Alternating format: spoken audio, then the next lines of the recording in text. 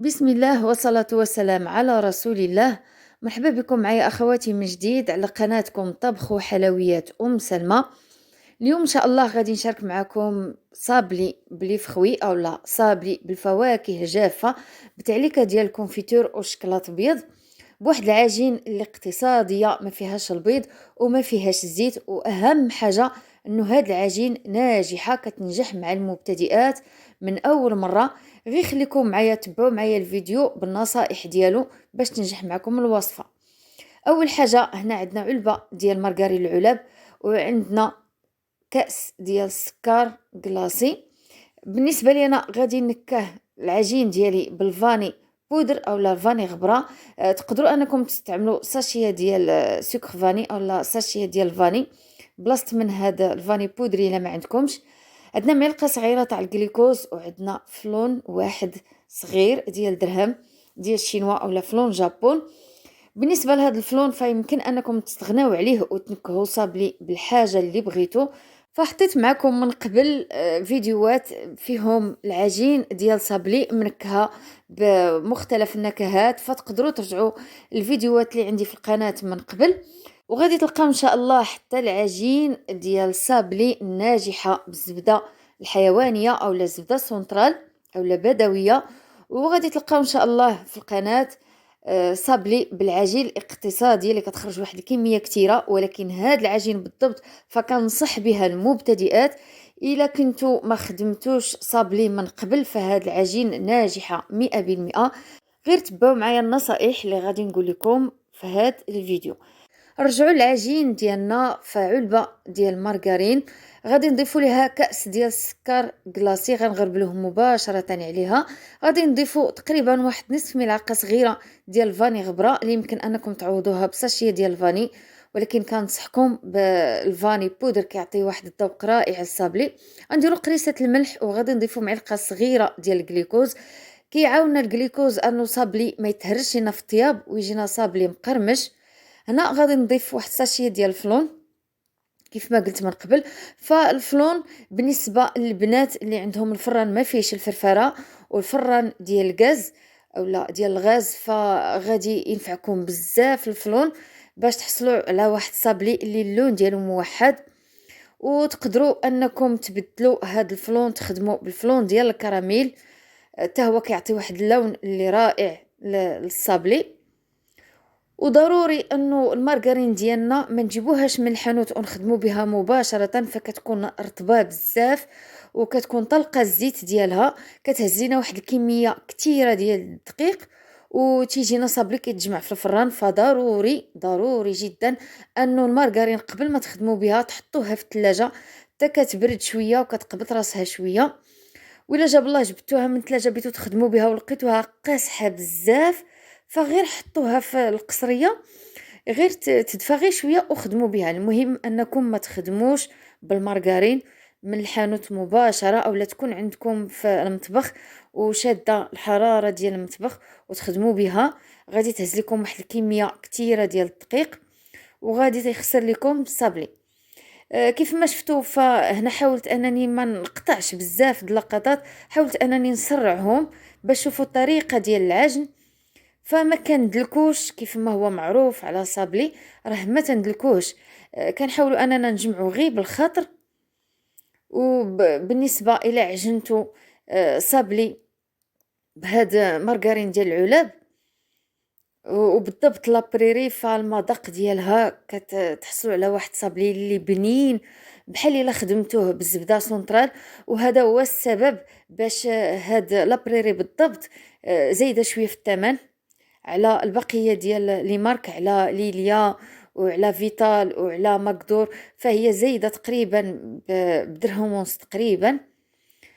رجعوا للعجين، فالعجين كنجمعوها بالكميه الكافيه ديال الدقيق، ما كنخليوش العجين ديالنا رطبه بزاف كما كتشوفوا راه كنقلبها في يدي راه ما كتلصقش ليا في يدي، وملي كندوزو اصبعنا من الداخل ديالها فكتجي مرمله. بالنسبه للكميه ديال الدقيق اللي احتاجينا في العجين فما بين 500 حتى ل 560 غرام ديال الدقيق. والكميه ديال الدقيق راه كتبقى على حسب النوعيه اللي كتخدموا بها ديال الدقيق. العجين ما تحطوهاش في الثلاجة، فتخدموا بها مباشرة، غتحطوه على جنب غير بما تطرفوا البلاصة اللي كتخدموا فيها. وغادي تسرحوا العجين ما بين جوج بلاستيكات بطريقة اللي هي سهلة، ما غاديش تستعملوا الدقيق. الا جيتو كتسرحوا بحال هكا العجين ما بين جوج بلاستيكات وبانت لكم بلي كتلصق في البلاستيكه، فهذا دليل انكم ما ضفتوش ليها الكميه اللي خاصها ديال الدقيق. فرجعوها للقصريه وضيفوا لها شويه ديال الدقيق، غير حاولوا انكم ما تدلكوهاش، جمعوها بالاطراف ديال الاصابع. كنسرحوا العجين وكنقطعوها بطابع دائري اللي يكون الحجم ديالو مقاد مع الموتيف ديال الشكلاط. الا كنتو غادي تلصقوا جوج حلوات ديال الصابلي، فالعجين ديروها رقيقه باش تلصقوا جوج حليوات ويجيكم السمك ديالهم مزيان. وإلا جاب الله كنتو غادي تحطوا الموتيف مباشره على حبه ديال صابلي واحده، فما ترققوش العجين. ندخلوا صابلي ديالنا يطيب في الفران اللي تكون درجه الحراره ديالته متوسطه، حاولوا ما تجهدوش على صابلي باش ما يتحرقش لكم. هنا غادي ندوز باش نصوب الموتيف ديالي ديال الشكلاط. هنا النوعيه ديال الشكلاط اللي كنخدموا بها الحلويات او لي كوموند ديال الحلويات، فهو بديل الشوكولاته، ماشي الشكلاط الغيش او الشكلاط الحقيقي. بالنسبه ليا كنفضل الشكلاط كالا. هنا غادي نجاوب على الاخوات اللي كيتواصلوا معايا في الخاص وتيقولوا لي بلي كيذوبوا الشكلاط بيض كالا وتيخسر ليهم، كيترمل او لا كيتحبب. واخا يديروه في بالماري وما يوصلوش الماء، واخا يضيفوا ليه واحد شويه ديال الزيت، فكيخسر ليهم ويقدر يتحرق ليهم من التحت. فكيف ما كتلاحظوا هنا على اليمين عندي شكلاط كالا اللون تاعو بيج غادي يولي صفر، وعلى اليسار عندي الشكلاط كالا بيض اللون ديالو صافي بحال الشمع. هذا اللي اللون ديالو بيض فهو اللي كتصدق به الحلويات في لونغوباج، وهو اللي كيذوب وما كنلقاوش معاه مشكل، عكس هذا اللي اللون ديالو شويه بيج ولا غادي صفوريه.